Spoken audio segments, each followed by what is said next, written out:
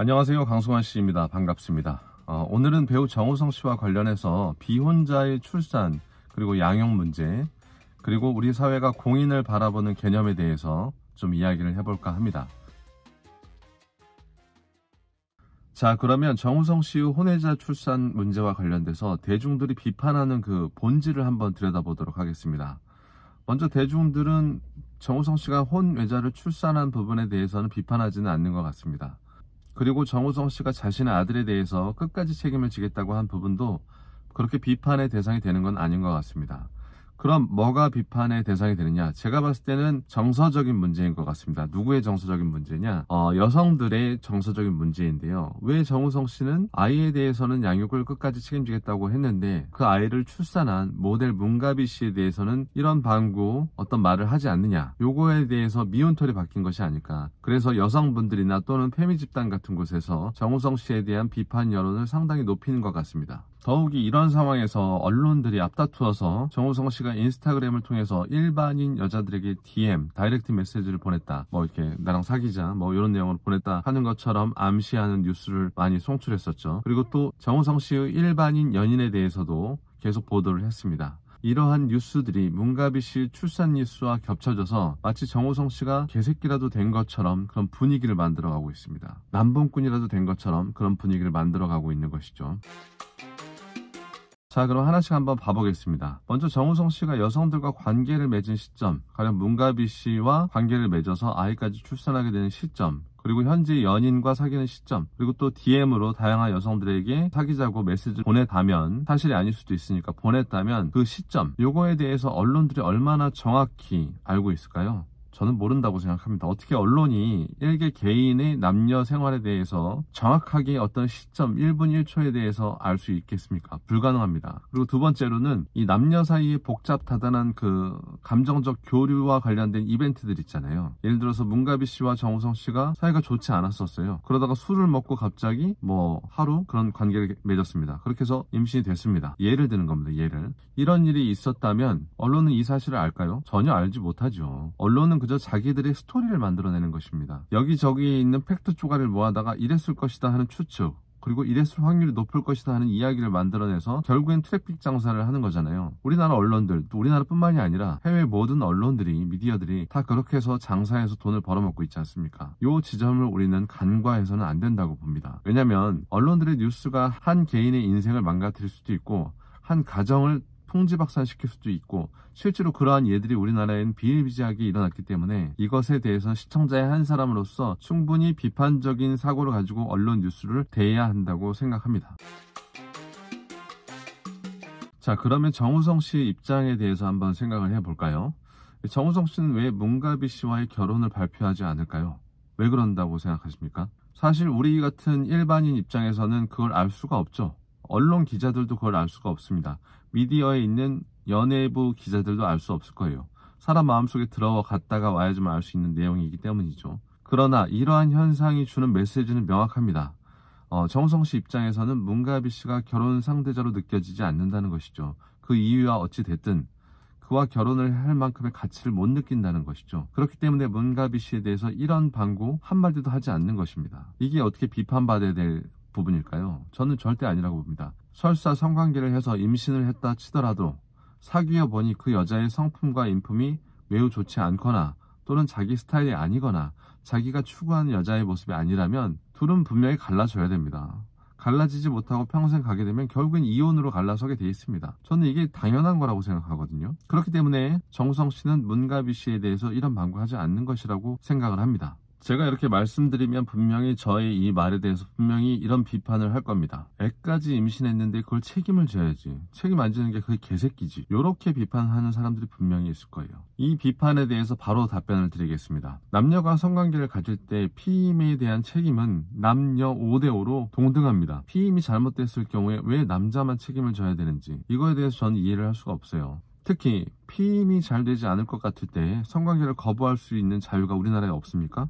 그런 자유는 충분히 있는 나라입니다. 차고 넘치는 나라인 것이죠. 자, 그렇다면 이런 상황에서 남녀가 합의하에 성관계를 가지고 임신이 되었다고 합시다. 그런데 중요한 건 어느 일방이 임신이 되는 걸 원하지 않았어요. 그런데 임신이 된 거죠. 그렇다면 이 경우에 이 아이를 출산하기 위한 어떤 결정, 이 결정을 일방이 할 수 있을까요?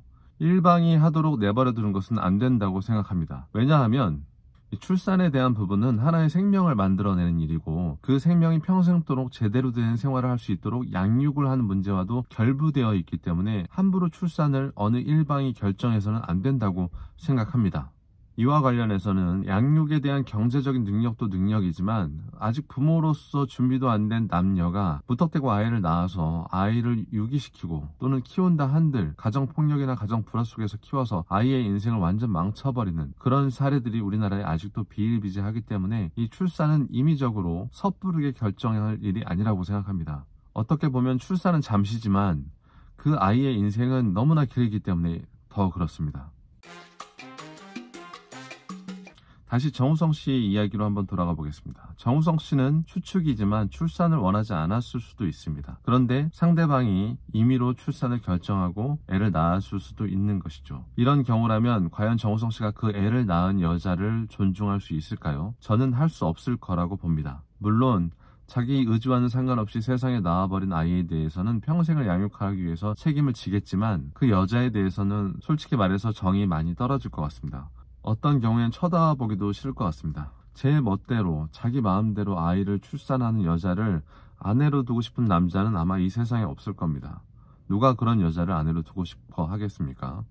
아내로서의 가치가 없는 것이죠. 왜냐하면 그런 여자들은 살면서도 남편을 제멋대로 주무르고 자기 마음대로 안 되면 항상 남편 탓만 할 수 있는 그런 여자일 확률이 높기 때문입니다.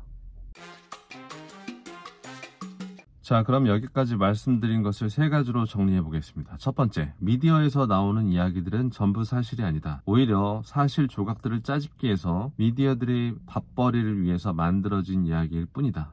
두 번째, 그러므로 정우성이든 정우성 할아버지든 문가비 씨든 문가비 씨 할머니든 그들에 대해서 미디어에 나온 내용만 보고 비난과 비판을 할 권리가 우리 시청자에겐 1도 없다. 세 번째, 합의하에 성관계를 갖고 피임에 실패했다면, 그래서 임신을 했다면 그 아이의 출산과 관련해서는 100% 상호 합의하에 출산을 해라. 어느 일방이 출산을 원하지 않는다면 그 출산은 반드시 이루어져선 안 된다. 만약 출산이 하고 싶다면 자신이 모든 책임을 지고 나머지 일방에 대해서는 책임을 전혀 주지 않겠다는 조건 하에서 출산을 해라. 왜 이런 말씀을 드리냐면, 부모 조건, 그러니까 엄마와 아빠의 조건이 갖추어지지 않은 상태에서 애를 낳으면 그 애를 지옥으로 땡기는 것일 확률이 높기 때문에 이런 말씀을 드리는 겁니다.